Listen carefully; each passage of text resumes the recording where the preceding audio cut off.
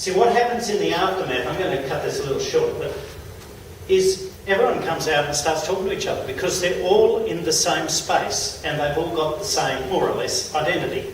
So that presupposes, facilitates a lot of vigorous communication. So what's the social structure now? Crowd. Can you see? There's no structure. Well, if local government and community leaders hold a role and start getting organised, but there's a strong push for them all to fall out of role and move to what? Physical rescue, search and rescue.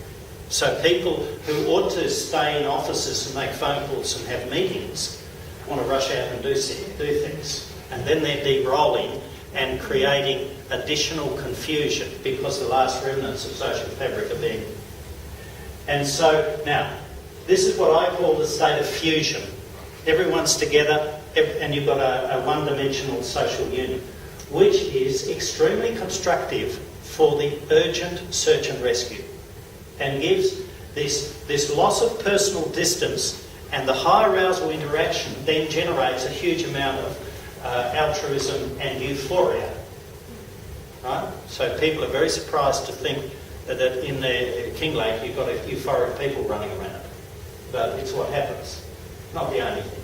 So people improvise new roles and structures around the situation, etc. You have all these positive things going on. But what we've got here now is something that is highly bonded, but is incompatible with normal life.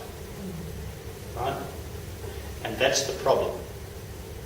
And the more that develops and develops a life of its own, the more it's going to become a problem to make the transition back to multidimensional social fabric. And that's the dynamic of recovery, is how do we get from this fused unit back to multidimensional fabric?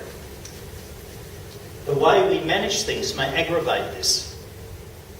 And if we don't understand the social event, we'll get seduced by the euphoria and join it and de-roll. And in a very short time, that system will form a boundary around it, and anyone who isn't there at the time is seen as an outsider and not wanted, no matter what skills and knowledge you've got. And you've got to puncture the membrane and get in, and then you're a foreign body, you're felt to be part of the problem, and so you incur anger and pain. That'll be happening in families, with burns and things. People who are there, will bond. If the staff, I'm sure if the staff are able to be there, don't they bond to ambulance officers and so on? In fact, there's one of the hazards for emergency service personnel is that they get bonded in and they can't. They want to stay there. I had one of the bushfire victims I've seen was very annoyed that the police officer that managed their house environment and found their dead family member couldn't let go of them and went on contacting them for 9 months. He was a nice man, but she didn't want to have anything to do with him. But he couldn't let go. Well, that's a lack of debriefing from his side, presumably. So what we get over time then is a loss of privacy and intimacy. Everyone's involved with everyone else. Indiscriminate communication because you've got an unrestrained, overly close communication. So every rumour goes through to everybody else. Contagious emotions because the communications are not rationally structured, they're emotionally structured. And stereotypic thinking because everyone's in high arousal, so there's no capacity for abstract rational thought. It's all very simple black and white stuff. Simplistic ideas of impact, judgmental, critical attitudes, intrusion and over-involvement, and in the midst of it, loneliness, withdrawal and isolation. When I did a community meeting in St Andrews about 3 months after the fires, talking about this stuff, a woman came up to me afterwards and said, quote, "I only lost my house and my animals in this fire, but a lot of people in my street died. I don't feel I can talk about my losses, but it's such a strange experience, I don't know what I feel about it." Can you see? She can't, the simplistic idea of impact is if you didn't lose a loved one, what's your problem? Yeah, the hierarchy. Yeah.